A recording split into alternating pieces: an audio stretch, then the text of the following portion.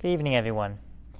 This past weekend was a bit of an active one in the American news cycle, with Andrew Cuomo being publicly, I don't want to say humiliated, but disgraced with the findings of the New York Attorney General's probe into his conduct and whether it was appropriate or inappropriate. And it's amazing how far politicians on all sides of the aisle can fall from grace when their private misdeeds are publicized. Our parsha this week, Parashat Shoftim, gives us insight into the Torah perspective on leadership. Our parsha contains the idea, the concept of the Jewish monarchy. The Torah says, "Som tasim alecha melech," place a Jewish king upon yourselves.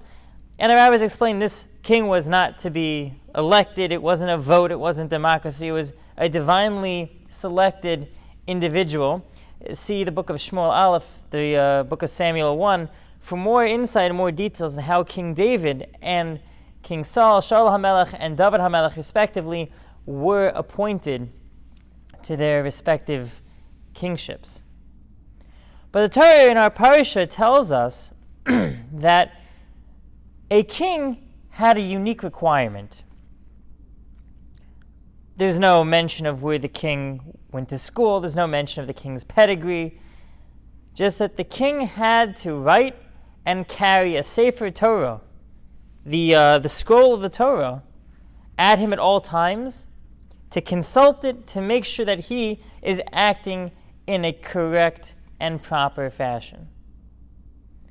And some of the commentators point out that he actually had to write this scroll, word for word, letter for letter, himself, as an aid to memorize it through the process of writing.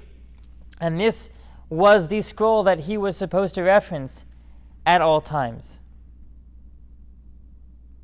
In other words, the king, the melech, the Jewish leader, was supposed to have his decisions informed by God's mandate, the Torah. It wasn't about what would make him look good in the polls. It wasn't about what would endear him to other leaders in his area and throughout the world. All of that was irrelevant. And in fact, the king is specifically warned not to accumulate stuff, particularly horses. The Torah says we don't want the Jewish people to get turned back towards Egypt, to go back to Mitzrayim, which at the time was considered the hub. I can't say Mecca because that was always in Saudi Arabia, but that was the hub for equestrian assets. That was where the best horses were bred and raised.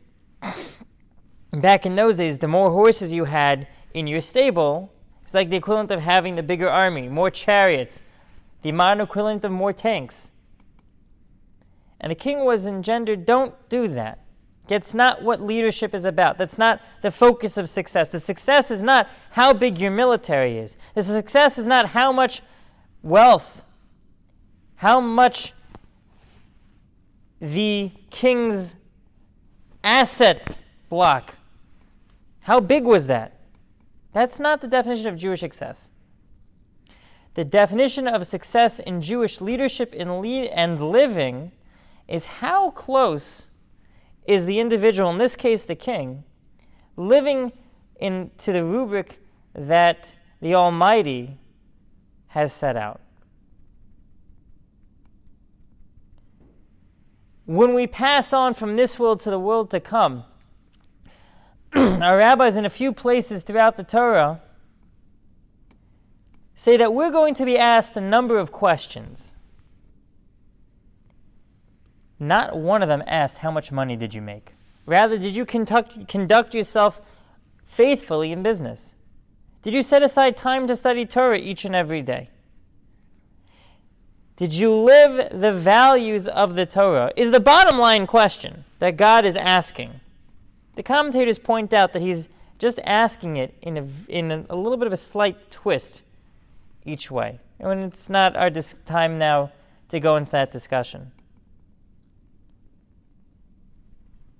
But a Jewish leader's success is how closely is what he is doing aligned with God's will. How are you supposed to know that? Through the Torah in your pocket. That he was supposed to consult on a regular basis. But this isn't limited only to the king. This applies to each and every one of us. And we don't have the obligation to walk around with a Sefer Torah in our pocket. But we are obliged, at every juncture of every day, anytime we need to make a decision, to ask ourselves, what would God want? In the same way that a spouse asks him or herself, what does my husband or wife want from me? This is usually in a sitcom where the husband gets in trouble for answering that question wrong, because no, your wife doesn't want you to sit in a bar and order 3 more drinks and come home plastered, drunk, and throw up all over the floor. But people have been laughing at that bit for like 50, 60 years. In the same way, Judaism is all about building a close, intimate relationship with God. The king's mandate was to enable the whole nation to be able to have that framework as individuals and as a people. But we all have that mandate to ask ourselves at each moment of our lives, what does God want from me? How can I make God happy? And if we do that, we're well on our way to the Jewish definition of success. Have a great week.